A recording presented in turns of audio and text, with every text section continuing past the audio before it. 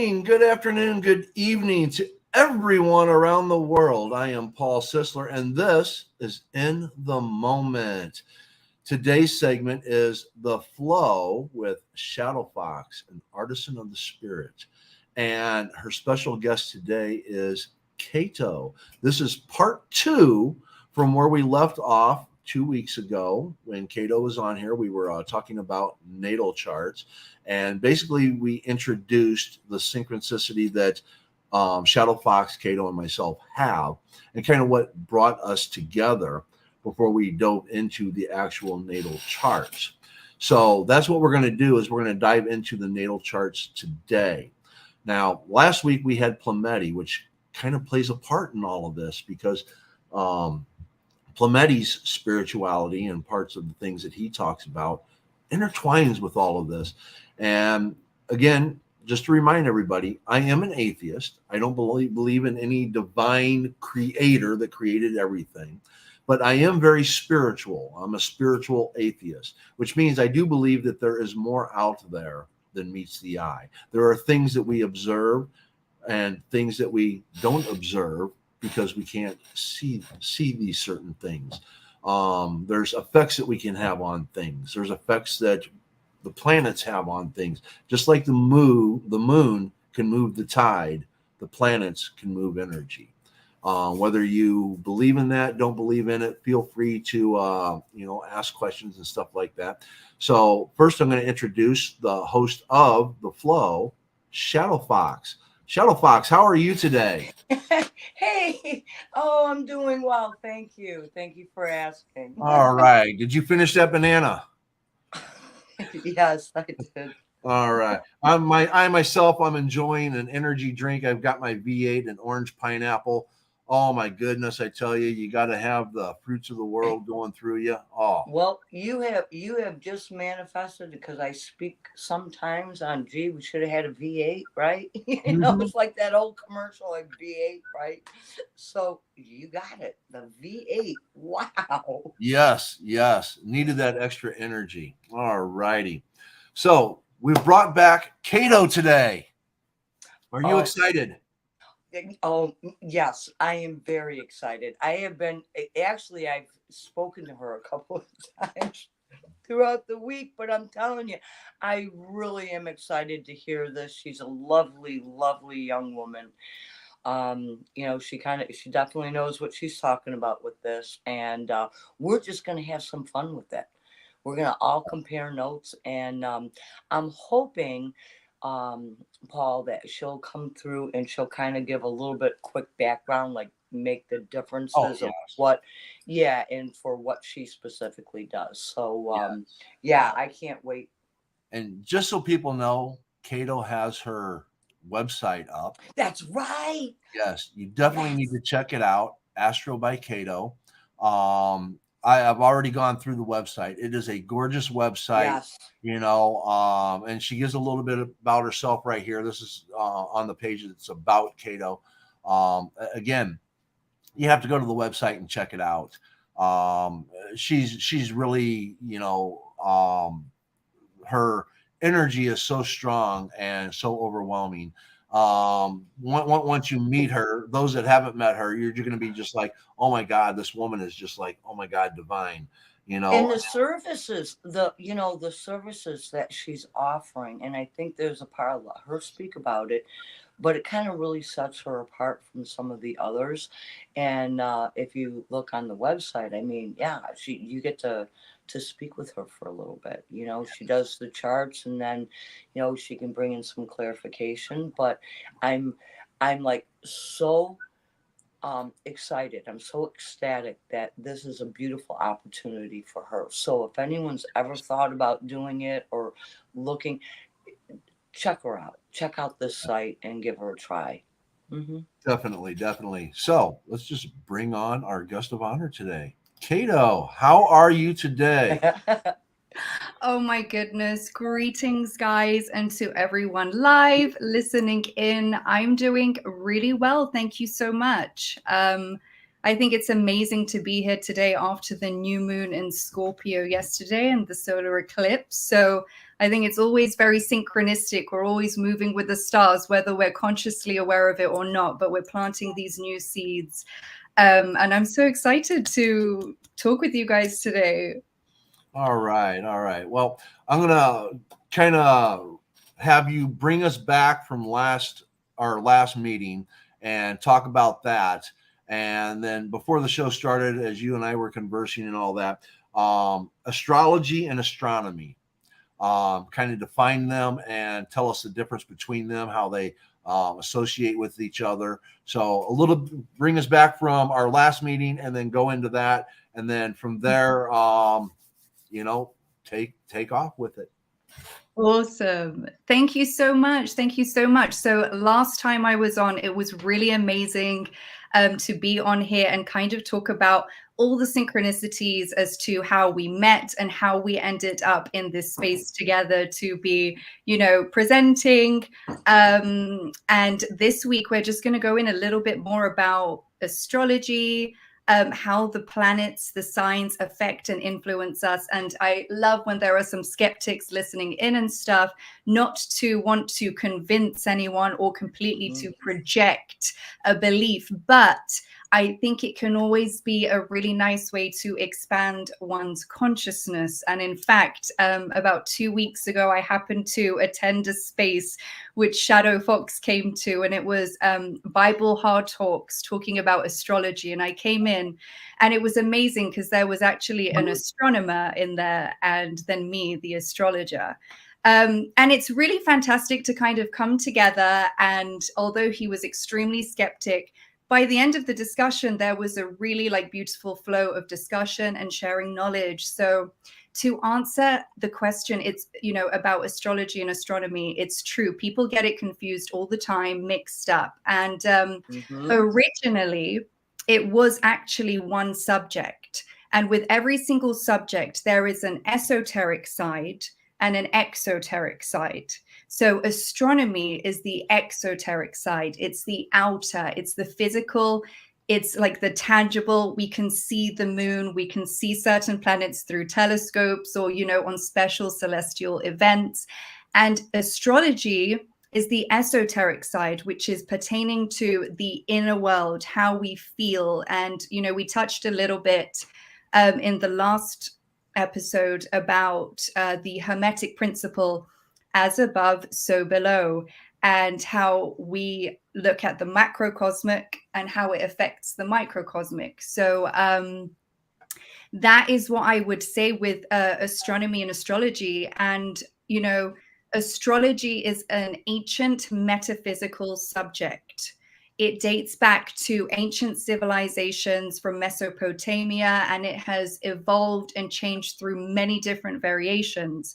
And a lot of people, even among the astrological community, kind of debate with each other, how can this kind of subject work?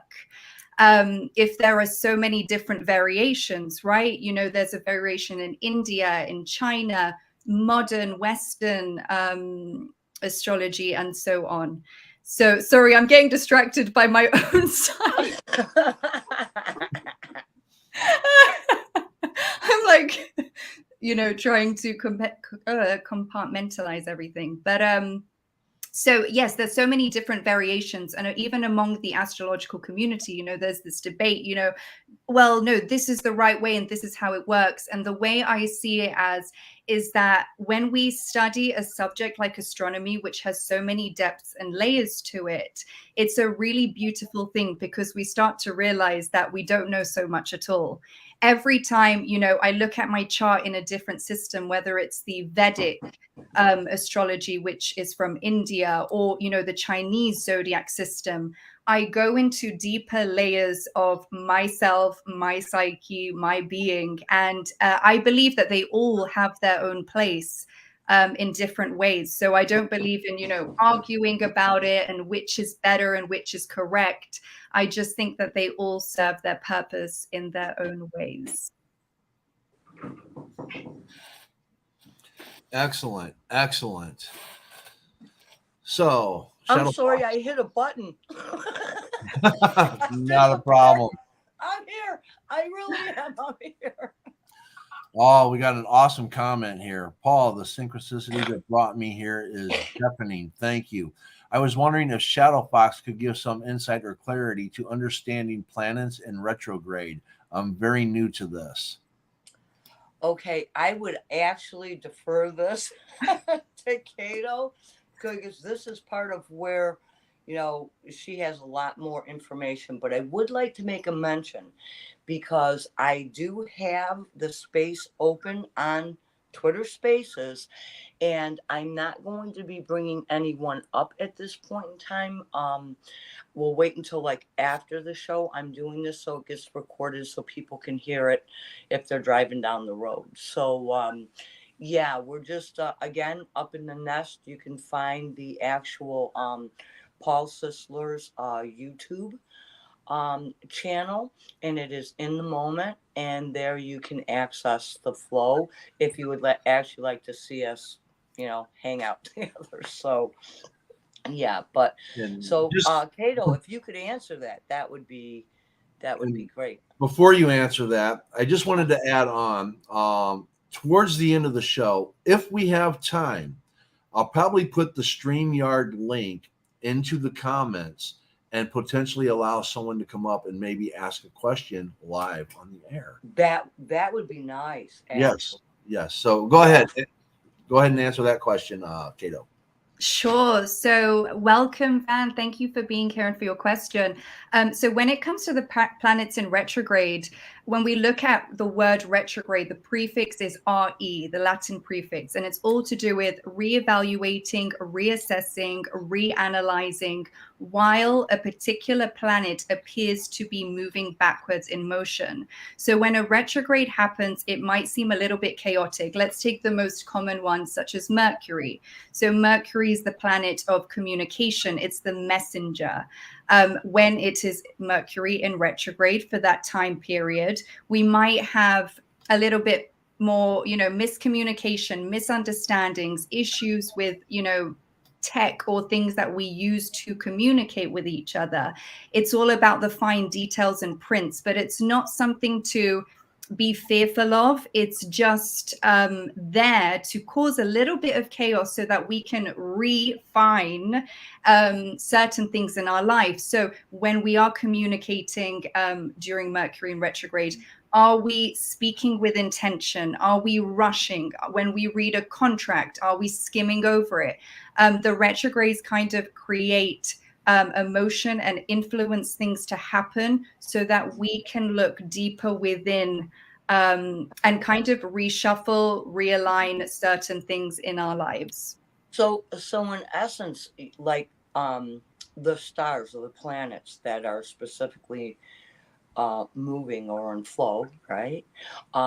They during this time, like in retrograde, they create a point of tension, and within that tension, it allows things to start coming up. It's kind of like you might stub your toe, right? I mean, because you're not paying attention to where you're walking. So this is, I believe, from what I understand, which in this case is usually a little bit limited here, but I know that during these moments of like retrograde, so on and so forth, is kind of like I like kind of hang back and I pay extra attention, because usually that's when the chaos hits. you know. That's right. Yeah. And when we look at retrogrades, they are really linking with the transits, and the transits are looking at where the planets actually are in that moment and how they're having an effect. So it's very interesting to kind of look. I pay attention to quite a lot of the retrogrades, but with the transits, sometimes I find that I naturally flow with them and then find out what was going on in the stars later, and it kind of starts to make sense why So this happened. so when if you think about it, and we're looking at, and we people might have heard of it or whatever, like the retrograde, if you're when you're doing the natal charts, is there a component, because I know there's different degrees, there's different houses, but is there something that recognizes or honors that pivotal point within the bigger scope. Like this one may have an imposing force, like really, bringing all the great aspects that you may have. But then is there a opposing one where it's like, yeah, well, wait a second, we got to bring a little balance over here. So is there Yeah. something like that? Yeah, absolutely. And this is something that I really want to bring forward with when I do natal charts, okay? And it's the fact that there is no good or bad. And when there is Mm-hmm. the tension, so the aspect which creates a square, for instance, a lot of astrologers or a lot of people, when they see the squares in their chart or they hear about it, they get really scared. They're like, oh my goodness, like, I have a lot of squares, which creates like an energy of tension, right? But what's so great about it is when we look at that, it's always like yin and yang. So the square creates a lot of tension, which gives the person more drive to actually overcome or utilize that Yep. energy for a positive. Whereas an aspect like a trine or a sextile, which is seen as a positive or like a more easygoing trait, the negative side to that could be that it would make the person lazy when that energy Okay. is present, because the energy is flowing harmoniously. So it's Oh, yeah. so that explains why I like to put my feet up on the couch. See, now you've got my curiosity aroused because I function at my best in chaos. Mm. Now I'm curious as to when things are in retrograde and that chaos is becoming more predominant, if I actually function better in that, because I, in my everyday life, function better in chaos. When I worked in the casinos, when it was slow, that's when I would make mistakes because I would get distracted by too many things. But now when there's total chaos, I am aware of everything and pay attention. And that's where I function the best because I bring everything back to a calm. So I'm kind of wondering if when things are in chaos with the stars, if that's where I'm functioning at my best. So, but that's going to be explained in the charts today. So we're going to find out, aren't we? Yeah, but I really love what you just shared, because it's a really great way to put forward that everything has like a positive and a light and a dark aspect to it. It's dual. And I love to hear this because it really goes to show that when things are more chaotic doesn't mean it's necessarily bad. It's how do you utilize this energy and or this environment that's creating the chaos, So I think that's awesome.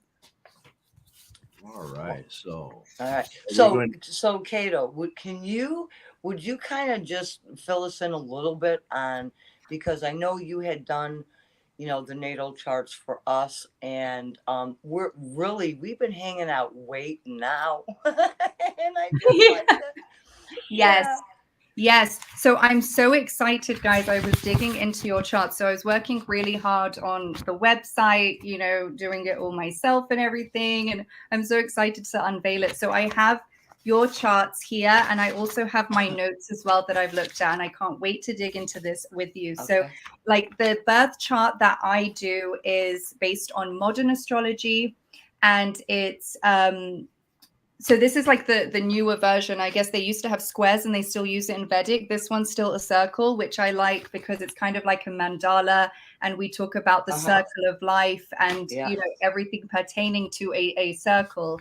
And wow, when you look at the birth chart, it's very important to look at it all holistically and see how they all play with each other. So, you can get charts done on the internet, for instance, but this is like a computer generated. This is just this. It doesn't really look at like the interplay of the charts. Right. So yeah, it was really exciting. There's so much to dig into. But I have just kind of picked up a few things that have been I don't know, I guess the top little highlights. Yeah, or like prominent things that stick out. So one of the first things I want to look at is the elements. And we have 4 elements in Western astrology, which is air, earth, water, and fire. So we can look at who has dominant energies of each element, and we can also utilize that with like what we're attracted to or what maybe we need to harness more. So with Shadow Fox, you are an earth dominant, and then it goes fire, water, and air is your least dominant element, which is the same as me actually. With Paul, here's something very interesting. Paul is dominant air, go figure, while you guys are doing a show together. You get on well together. And for Paul, earth is a very close second, water, and then his least dominant is fire. So it's very interesting because looking at you two, it's amazing to see how the, synchronicity of coming together and creating like this balance. So yeah. Are there like any of the, what is it, the houses, or like I probably really screwing up the terminology here, but I mean for us, for like Paul, because we're trying to show people that the differences, the band, what is the similar and what is like the differences, and it's like whether it's whatever house is rising or whatever, and I'm thinking that might be something kind of neat to touch base, because I know it's very intricate, but I'm just like an overall generality, because there's something that I'd like to talk about afterwards, like towards the end of the show if we get a chance, because I think it just brings the synchronicities to bear. Yes, go ahead. Sorry. Yeah, and my question also pertains to, what does it mean to be air, fire, earth, water? What does that all mean? I mean, we may have people on here that when you're saying, hey, Paul's in air, what does that mean? Paul's in air. Is he full of hot air, or is his voice traveling through the air to everybody? Yeah, so Paul, you're dominant air with the earth close second. And when we look at the element of air, okay, air is associated a lot with intelligence. We look at how the wind flows, how it changes. When we think about astrology, it's really good to put yourself with how it feels. So how does air feel to us? This is the energy that might be put forward. It could be changeable. If rattled the wrong way, it could be a tornado, for instance. When it comes to fire, how does it feel? It's a very fiery dynamic. It's very go, go, go. It's quite headstrong. It, can start a fire, and even looking at how the elements play with each other, with the air increasing the fire, for example, or making the fire like smaller, is also something. With earth, it's very much to do with that grounded energy, being rooted in the earth. So someone with like a lot of earth, which yours is a close second to air, for instance, although you have a lot of air presence, you like to be grounded and stay rooted and, down to earth. When you look at these kind of phrases and words, like, I mean, it all kind of links in. And with water, when we look at water, water flows. Water fills up all of the space. It's related with emotions. When we cry, we release tears. It's all to do with like feeling and flowing with where it goes. So when you're around someone with like a lot of water sign energy, you might really feel inclined to share your emotions with them, really release your own water into the area and kind of feel connected with them. So with everything in astrology, always take a step back and think about, how does this feel? And to just answer, and that's a really good question, because there's so many different ways of like understanding it. So it's good to go through it. And with Shadow Fox's question, I do want to make a mention to, so when it comes to astrology, people always think about just the sun sign, which kind of dims down this subject as a whole. And I think it's almost been presented in that way to kind of discredit, diminish like its validity, because it's such a powerful tool in self-discovery. And when we look at the birth chart, every single planet represents a certain energy, and it shows what is happening. the signs will show us how that expression of energy is happening. And the houses show us which areas of life it's happening in. And the top 3 placements would be the sun, the moon, and the ascendant. And I'm going to give like a little way to describe how you would, feel and envision that. So when we look at a house, we're going past a house every single day. We see it. What is the energy that the house is giving to us? Its outer self is our ascendant sign. So our ascendant is really important because it shows us the chart ruler, which is the planet that is projecting a lot of its essence on the person. Okay, so that's the ascendant. It's like the outer self. And it also shows which houses, which are the areas of life from 1 to 12, you will have more experiences in, for instance. Then we enter the house, and this is the sun sign. It's how, the kitchen and the living room look. It's that kind of feeling. Then the moon sign is the bedroom. Your moon sign is the inner side to yourself, the inner core. The sun is like the ego. It's the I am. It's what we need to learn in this lifetime with ourselves. And the moon is very much connected with the subconscious, the unconscious. It's very much also connected with past lives and so forth. So that's just a way to understand the top 3. But then we look at Mercury, and it's pertaining to how we study, how we are intellectually, how we communicate. When we look at Venus, it's our values, our love, how we like to give and receive love. Mars would be how we assert our energy. So Jupiter is how we expand our energy. Saturn is where we're restricted, where we need to learn, harder lessons. And I love to look at the planets kind of and luminaries as teachers, because they're here to teach us something. And what I think too, and I'm really glad that you had, brought this forward and explained it the way that you have. Simply because, there's a lot of times people that whether they don't believe or they're very skeptical, and trust me, I'm the first one that says, no matter what I say, don't believe me, check it out, do some research, see how that feels, how does it resonate with you? Because I liked your explanation of the house. And when you think about it, when you're looking at that moon and you're describing it as the bedroom, and that is for the inner self, think of it, does that not, the bedroom in and of itself, if you're looking at your physical bedroom, your house, what is that? There's, for the most part, there's privacy, unless you got a whole bunch of kids. Okay, you have privacy, intimacy, you have creation, you have dreams, you have, that emotional component. Perhaps there's that sense of, that security and nurturance of the emotional component.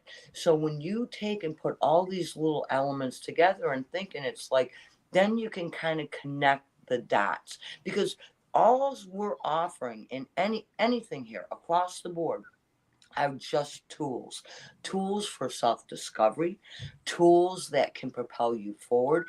I mean, you're speaking about, using the metaphor of a home or a house. I offer tools, right, in order so you can build that house. You can get a hammer, a level, and some nails, and you can look at the tools, but if you don't use them, what can you build? And when you have all 3 together and you combine them, such as what you were speaking about, the entire house, that presence, and then so on and so forth, the sun and the moon. So pick the tools up and see how they fit, try working with them. That's all. Yeah. I love that analogy, because it's like, here's the house. This is for the whole world to see. Yeah. Okay. Yep.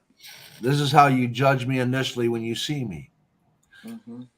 The inside of the house. This is where I let a few people in. Come on in, experience me, get to know me. This is my communication aspect. Yeah. This is what I'm willing to share because I like what I see, you like what you see, and this is what I'm willing to share with you. And then of course the bedroom, that's me. Yep. That's my sanctuary. Like the privacy. And Yeah. very few people get to come into the bedroom, Yeah. Yeah. you know. And then I see all the other things as this is the foundation. Mhm. These are the things that build the house that people don't know about. How well is it wired? Yeah. How solid is that concrete underneath? You know, so I think that is excellent. You know, I love that description. Mhm. Okay.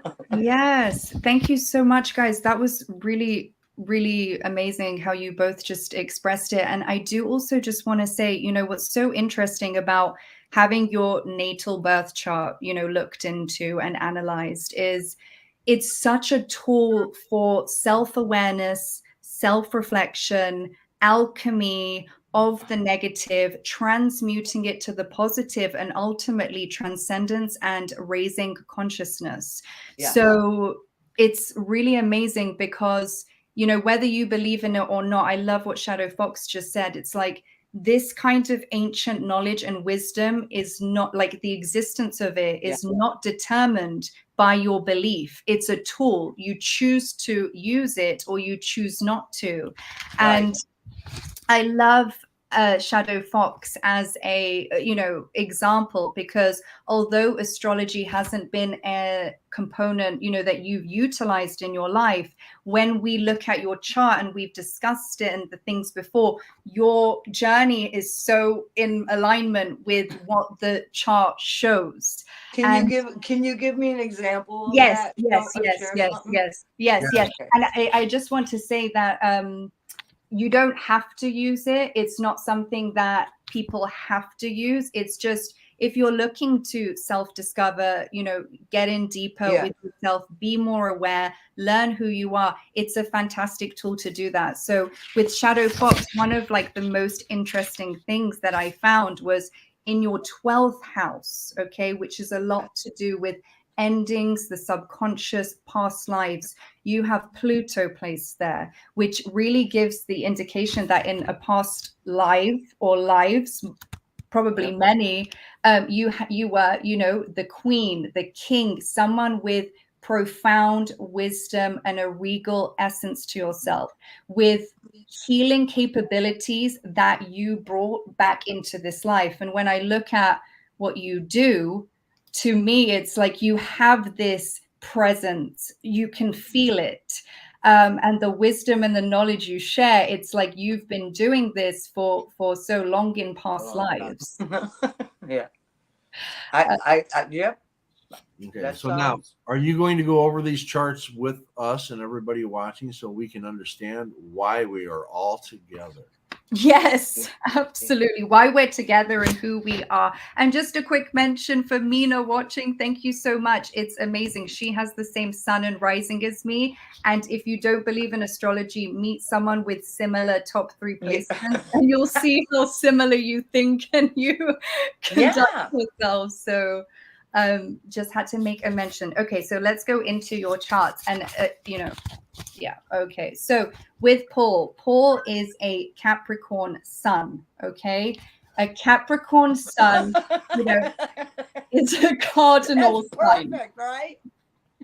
So with astrology, the signs go in ages, okay? And Capricorn is the oldest earth sign. So it has this essence of, grounded, strong. It's very much related to the father or grandfather who has this groundedness, this foundation, this structure. And Capricorn in the body rules the bones, the knees, and so on. So it's very important for Capricorn people to learn to relax themselves, to release all these responsibilities that they have, and take extra care with joints.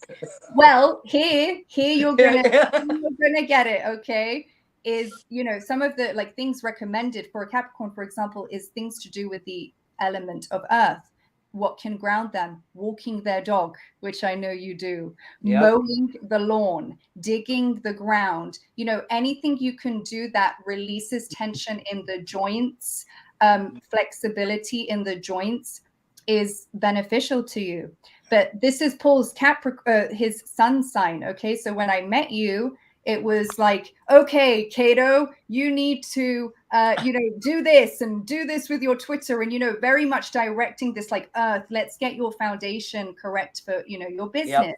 But when I started to get to know Paul more, I discovered his Pisces moon, and the moon as Pisces is the moon in Pisces. When we look at it, Pisces is the oldest sign. It's a water sign, and it is the sign that feels incredibly deeply. So having Pisces as your moon placement, Paul, what would indicate is feeling, the emotions of other people, of the collective, of loved ones incredibly intensely. And with Pisces, when we look at the two fish, it's merging. So the inner core of the self is willing to merge with other people. But when we look at that, it's very important for the Pisces moon to learn boundaries, to learn how to separate is this my feelings, or is this the person that I love, or is it the people that I was just around? And, it's very interesting because we have this like sun Capricorn, and then this very, very intuitive, emotional, very receptive moon sign. So we actually, I think, Paul, correct me if I am wrong, but didn't we do a show and Lee Two Hawks was on, and I think it might have even been Clemente, and that question came up, like, how do I separate? How do I, that empathic and trying to help, and how do you separate? And that is that perfect example of what she gave, was one of those, crisis points where you're looking at, like, well, how do I know this is what I do, but how can I rectify it, or how can I moderate it? It's right there, and there's the chart that's within the chart. And so that really does bring in those synchronicities, because when we're doing these shows, we're bringing this information, come on, we are the, we're the ones, on it, up in the front, we're showing our houses, so to speak, right? Right. Well, see, this is where stoicism comes in, all right, where the critical thinking aspect, where a lot of people act and react based upon their emotions, okay, their passions, all right? So I'm angry, I'm going to yell and scream. I get angry, I sit back and I think about it. Yeah. Okay?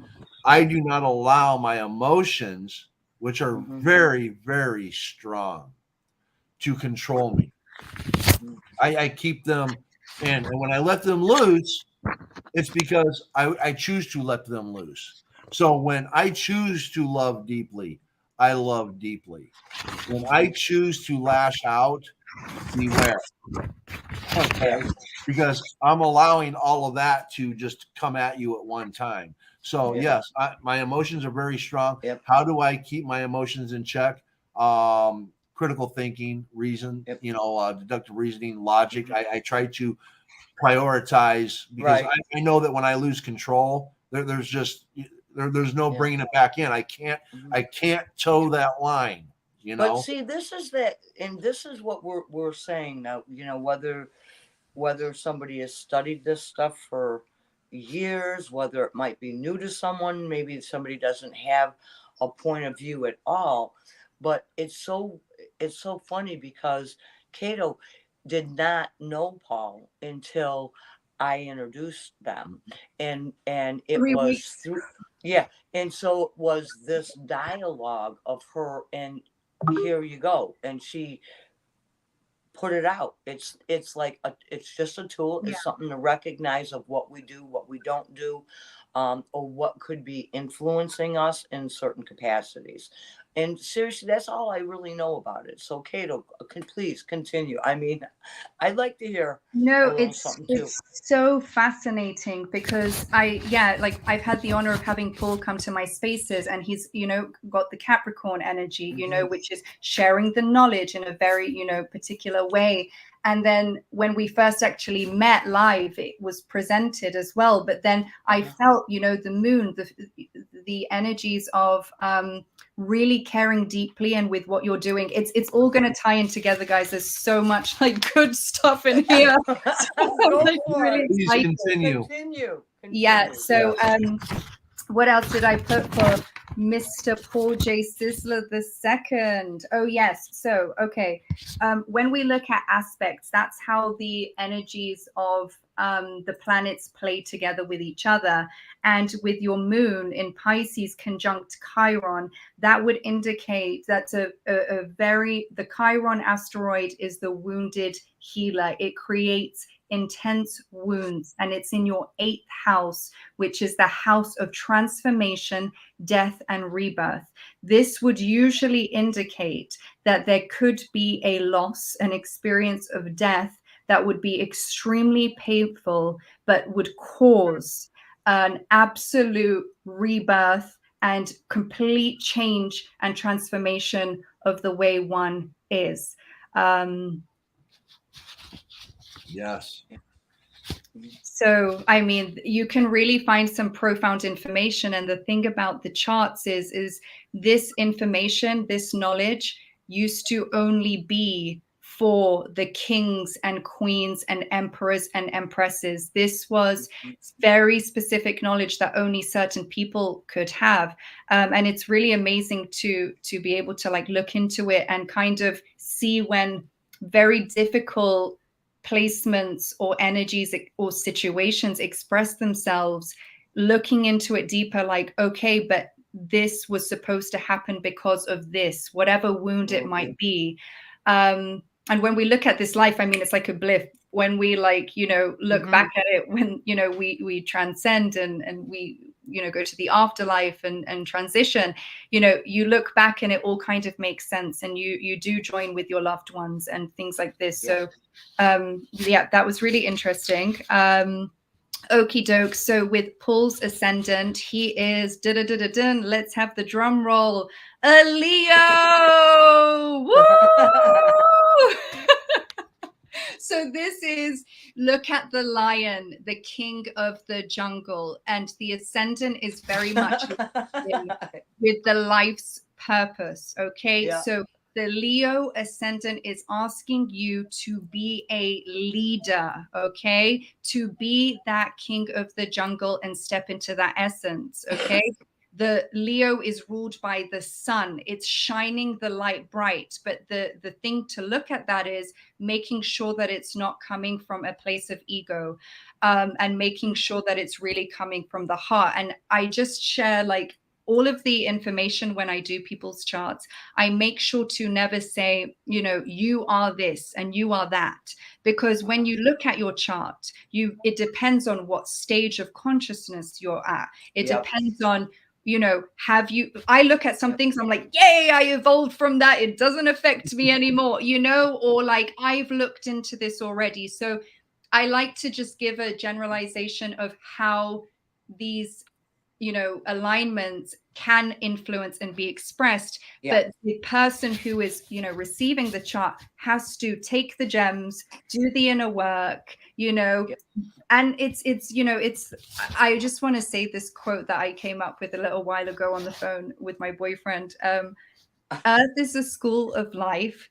The birth chart, the natal chart is just there to help you with your assignment. You know, it's not going to be, and there's so many different interpretations of it too. So, yes. All right. So I want to comment on this real quick and all that. And don't worry about time today. We are going to go over. Okay. So we're going to go over. All right. It's really funny. You mentioned Leo and how, you know, I'm supposed to be this leader. Okay. And what's really funny is throughout my life, it's like whether it was in school, whether it was in work, people always come to me asking questions. People always come to me. It doesn't matter where I'm at in the ranks, okay? Even the people above me in ranks come and ask me, Paul, how should we do this? Paul, how are we going to get this done? Paul, how are we going to do this? And basically, I'm put into that leader role, and I always fight it because I don't want to be the leader, okay? I understand. I want to, hey, okay, this is, it's not that I exactly want to be a follower. I want to be independent, but I also don't want to be the leader of others. I'd much rather be the educator and have Right. people help me be the educator. But Right. now it's like where we're at politically. I have written a book, and now here we are. I have this YouTube channel. I have taken on this role. So it's just like, wow, wow. So Mhm. Leo kind of hits me there in the face and says, hey, wake up. It's Hey, time. hey, so I have a question for you, Kato. It's kind of when you're looking at Leo. I love Leos, okay? But can can it also be like sometimes depending on how maybe the other star, the other planets are kind of like moving, and could it be like entering a lion's den sometimes? Yeah, I And then love there's and you got that. to make friends and you come out with a friend, right? I love that. Sometimes because I Yes, do know some Leos, but some Leos can be like ferocious. absolutely. There's so many like it's always dual, like we Yeah. said, the positive and the negative. It can be absolutely expressed in so many different ways. And I really love that you brought that in. And Paul, it's so funny because I'm not going to say who it is. I know, and I love someone else who has Leo ascendant.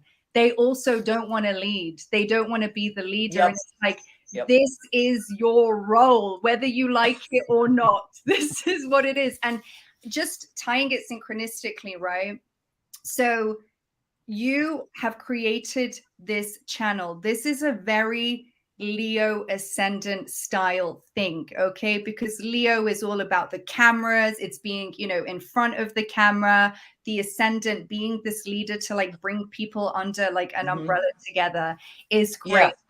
Yeah. I'm a Leo moon. I have a Leo stellium. So I have a lot of planets in Leo. So although it's not, necessarily obvious in the beginning, this is a really great place for me to come and to shine my like Leo moon, for instance.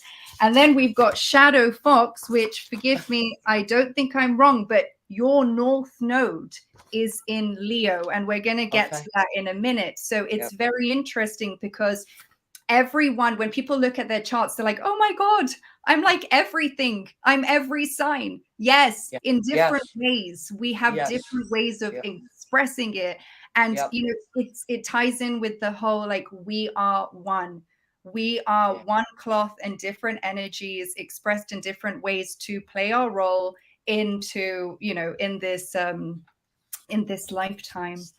Um so yes, Paul is the Leo ascendant. Whether you like your ascendant or not, it's what Uh, you're here to do and what to live with. And I'm really glad that philosophy was brought up because I think this is really, really interesting for Paul.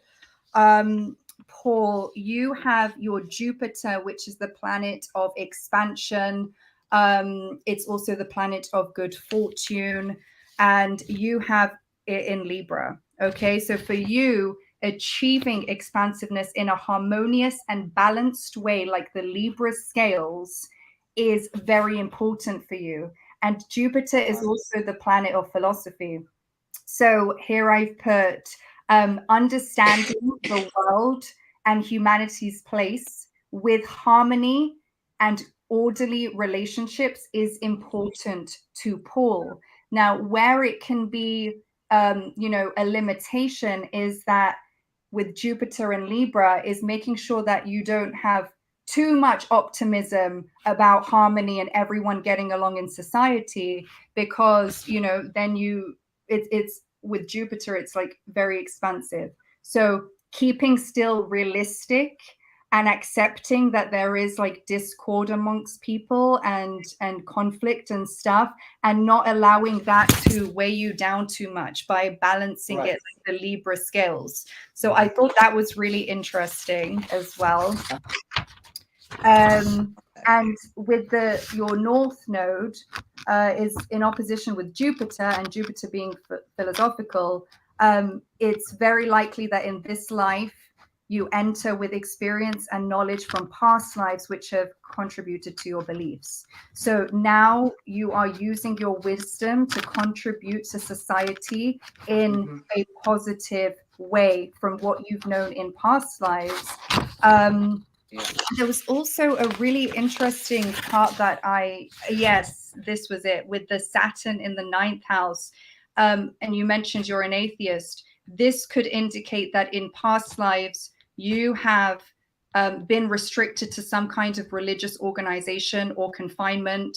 And in this life, you now have like the freedom to choose and be what you want and express yourself how you like. Whereas in a past life, maybe you were in a certain environment or a community which was very restrictive when it comes to religion and ways of being in life. So I think that's also really interesting. Only during those damn Christian crusades, I'm telling you.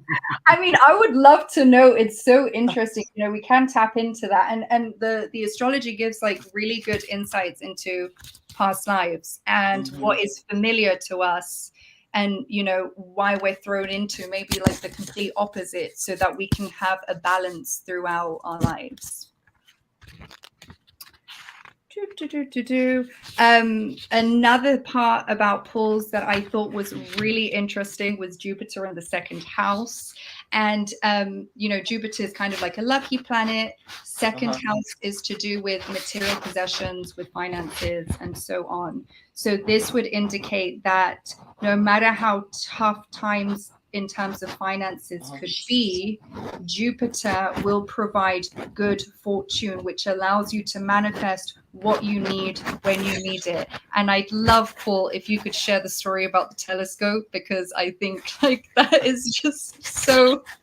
Oh yeah, just one day in the mail comes a telescope. I have no idea who it came from. Well, I've kind of narrowed it down because very few people know my exact address. So it's like there's only a limited amount of people who it can come from. And yeah, it was just sent to me out of the blue, and not a cheap telescope either. I mean, it's amazing. Not a cheap telescope. Okay. I love it. So somebody thinks I need to be looking at the stars. So yeah, see that? There you go. Synchronicities. Is that not what it is? Right? Yes. It's when we have the convergences, I believe.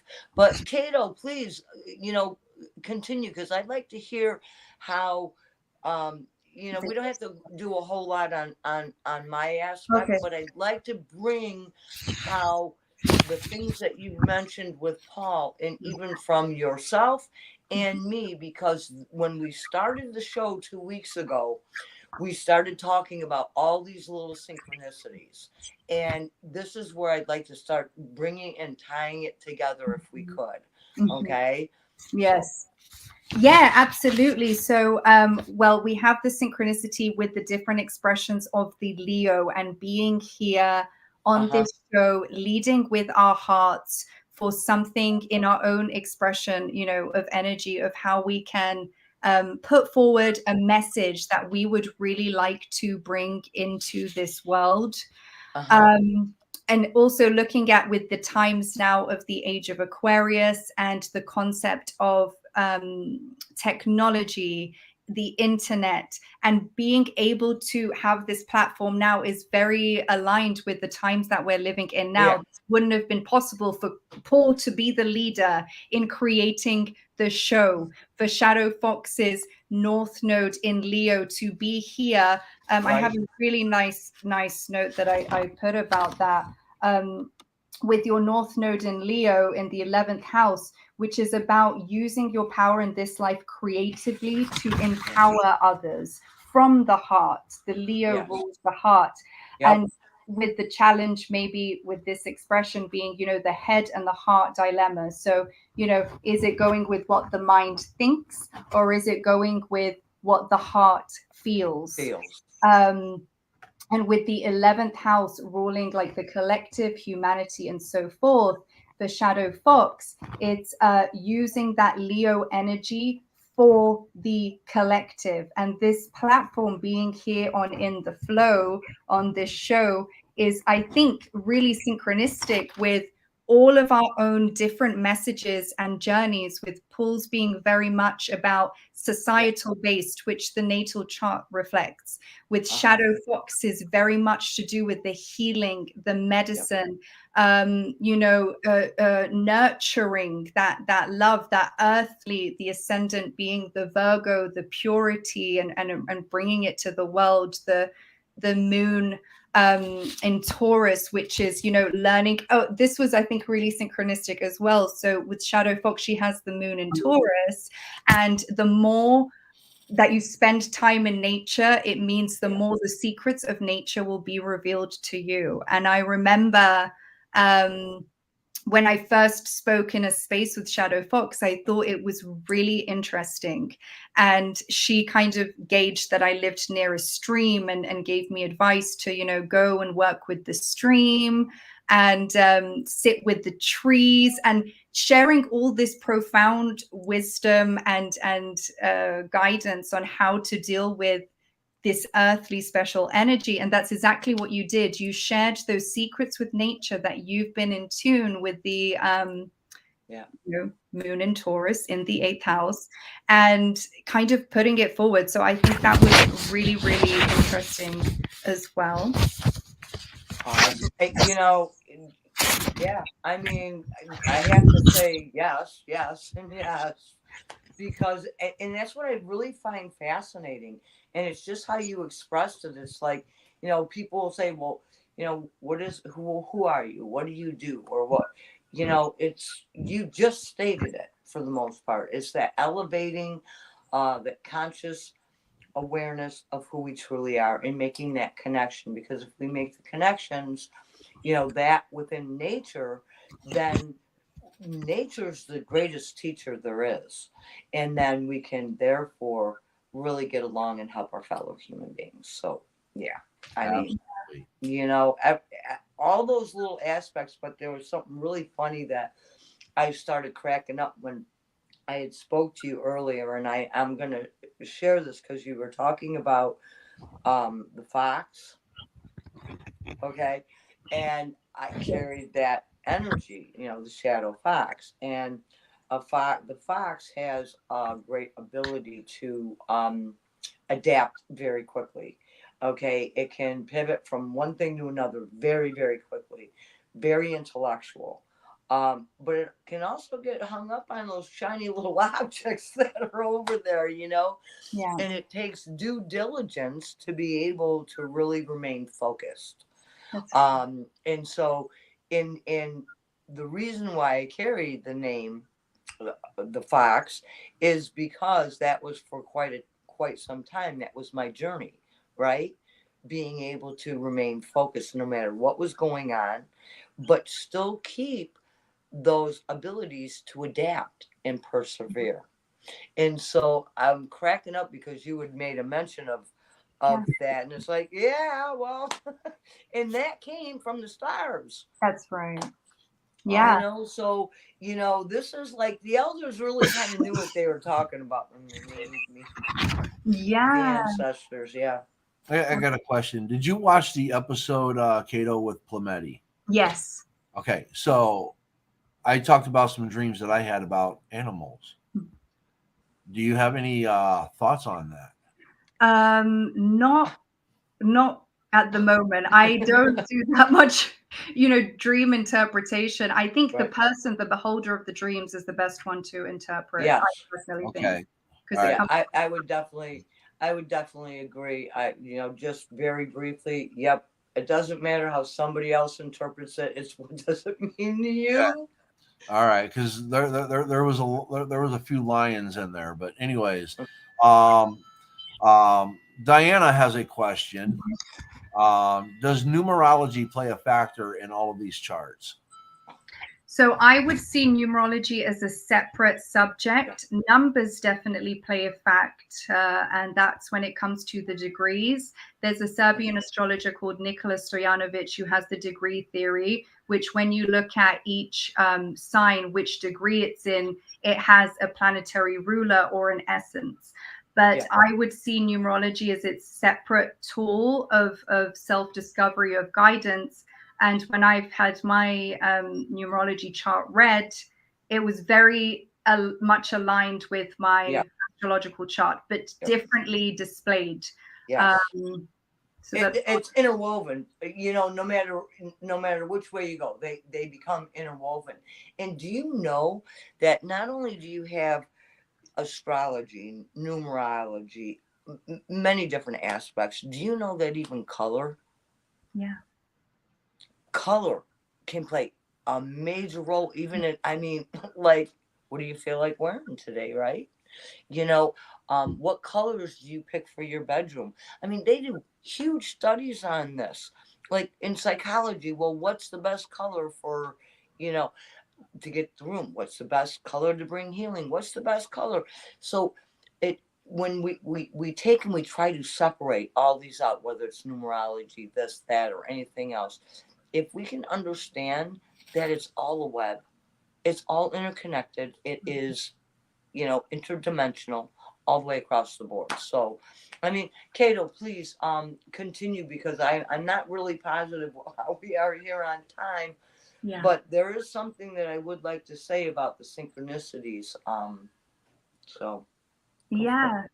No, I can wrap it up with this synchronicity that I think is really interesting. So as well, I you have to include you.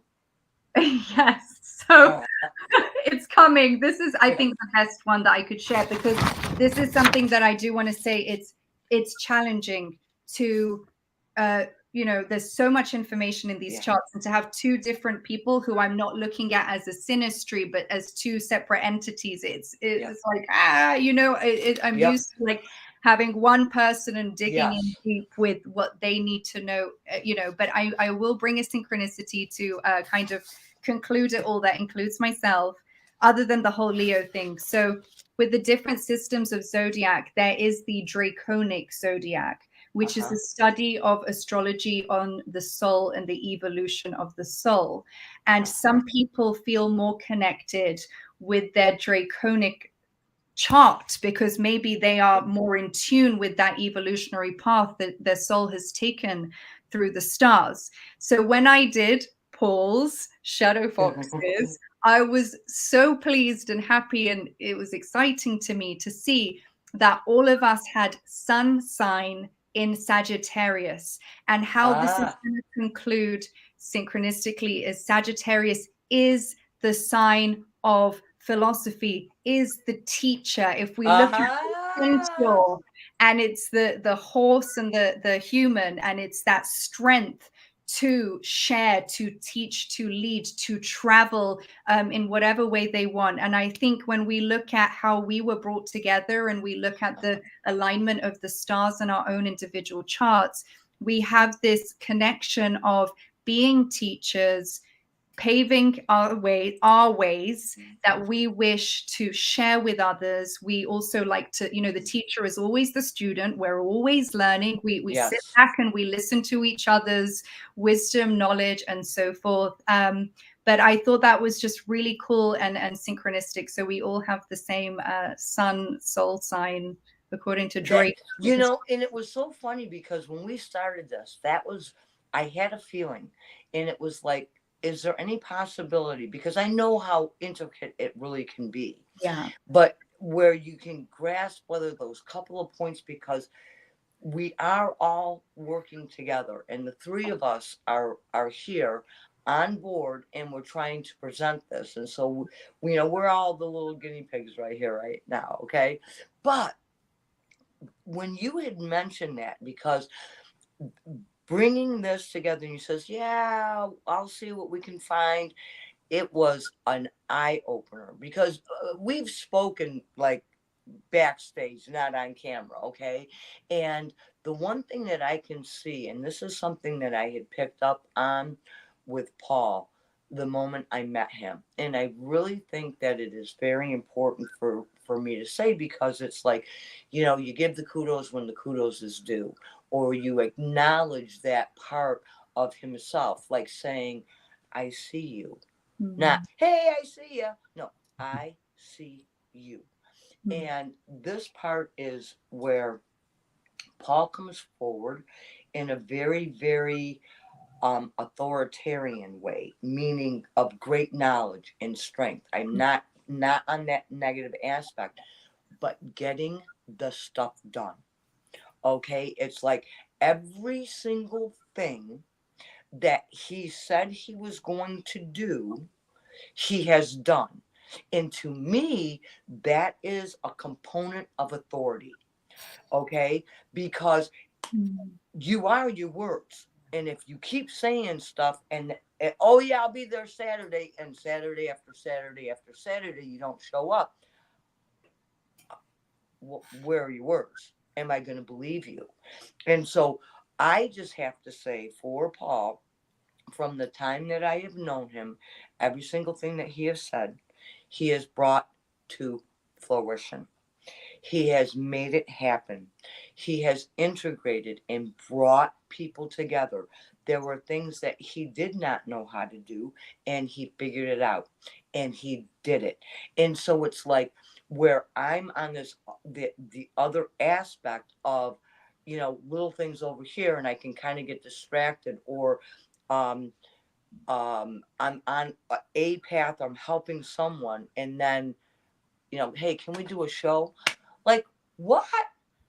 So Paul was the one, and he says, all right, listen, we'll get the YouTube channel up, we'll get it built, and come on board, and we'll do this. Because honestly, if it were left up to me to sit here and start pushing buttons and record this, you guys would still not have ever heard of me. Now, I do want to make a clarification because words are everything. Okay. Authoritarian, I definitely am not. Well, I meant Hold you on, have the authority. Okay, hold on. I'm sorry. No, hold on. Yeah. Authoritative, I knew when I I said it. am. Authoritative, I am. Thank you. And there's a Thank difference you. between authoritarian and authoritative, where Yes, the you are authoritarian authoritative. says, this is the way and there is no other way. You're going Thank to you do for this that. regardless.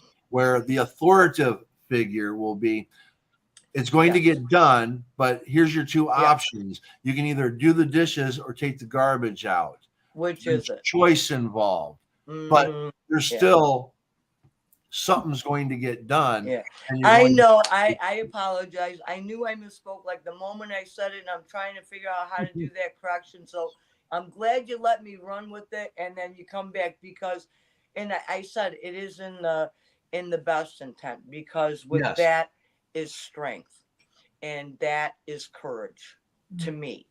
And so really, Paul, you shine a light on when you have that creative thought and you see the solutions.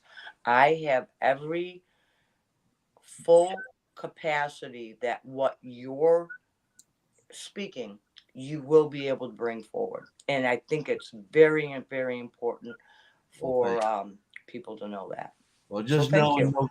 just know it. Thank you. And just know in November, I have 3 more shows coming on that, yes, we're going to be adding 3 more shows to In the Good. Moment. Wow. Yes. Awesome. Yes. 2 of them, I guarantee. The third one, I'm still working on.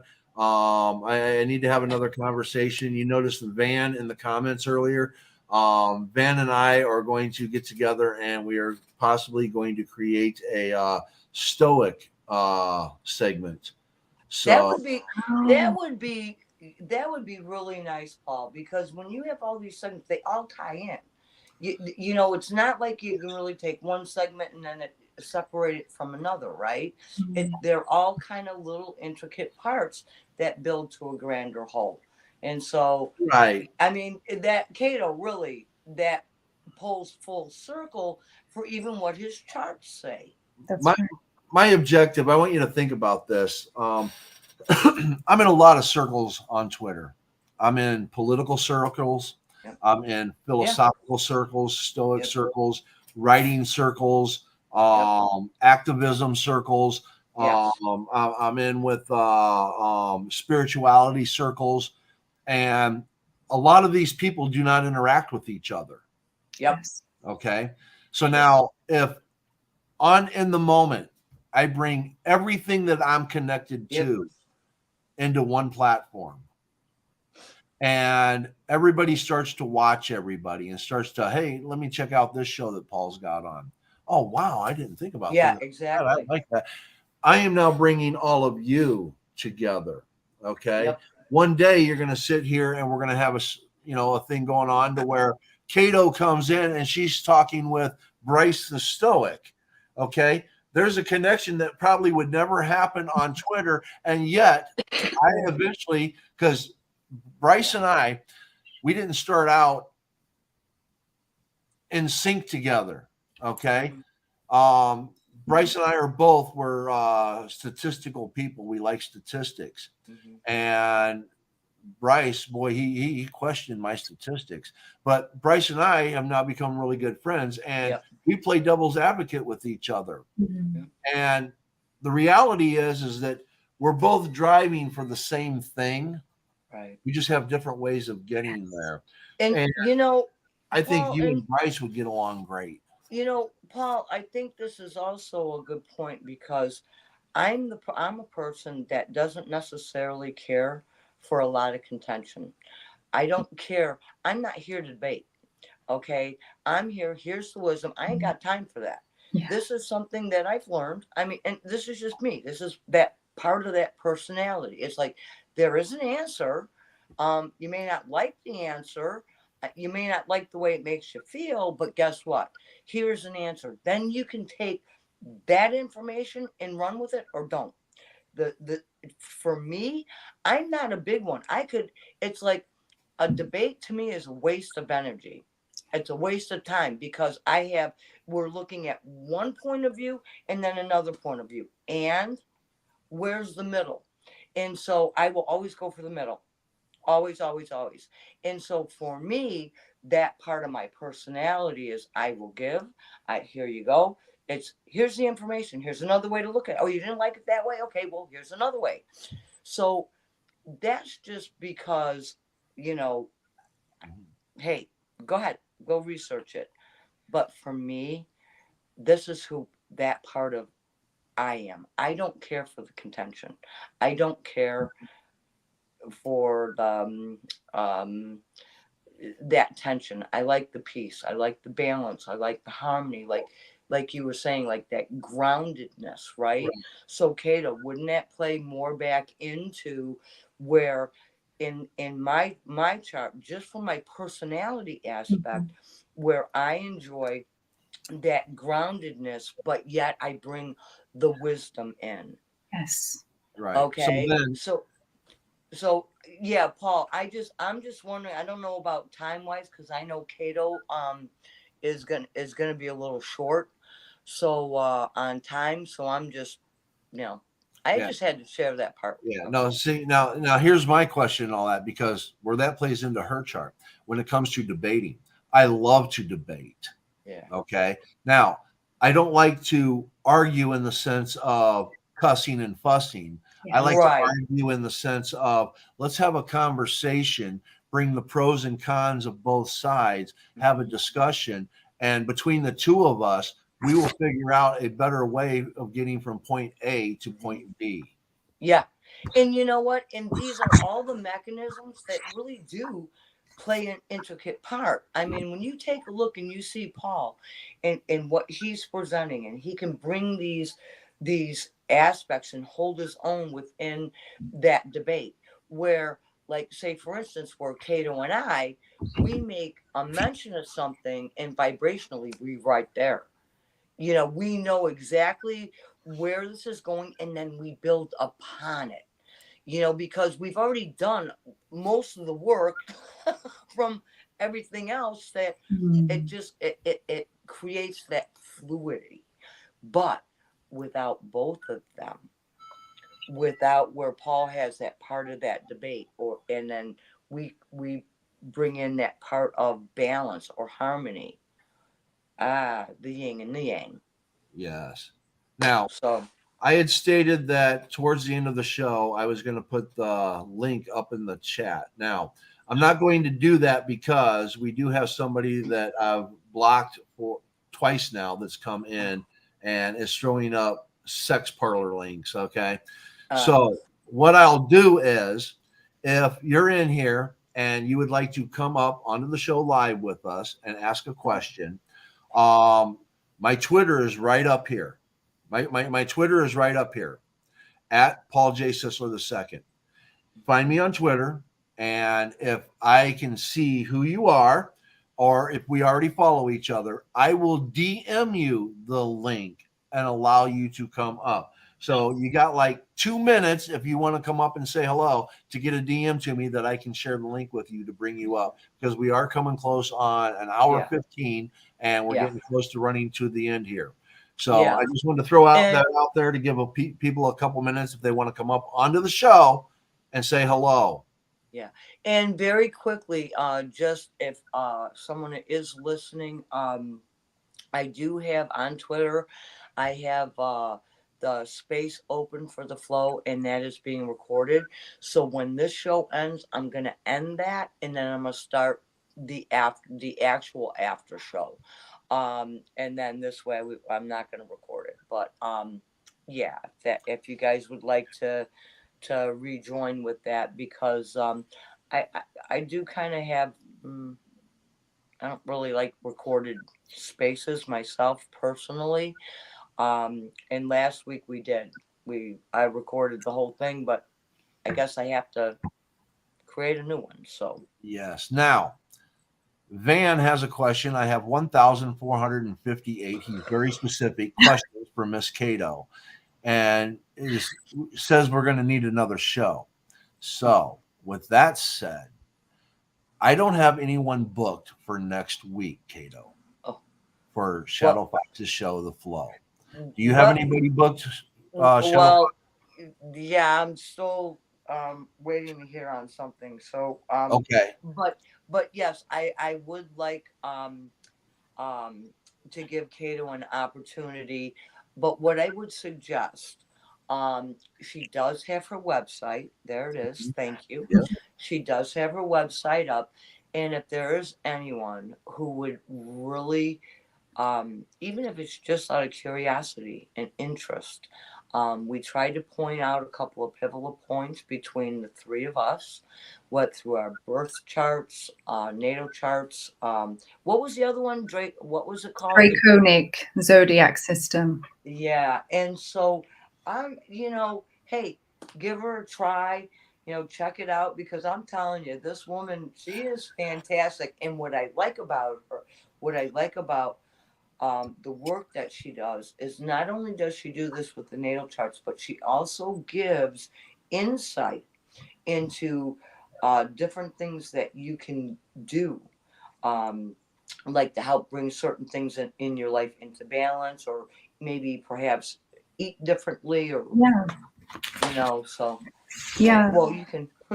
So the other thing that I'm going to put up there now, hold on, I got another question. My questions are going to be long-winded. I'll talk to you offline, Paul. Definitely. Okay. Kato, not only would definitely you're invited to come back. So when you have an opening, I'll let you go on here as much as possible.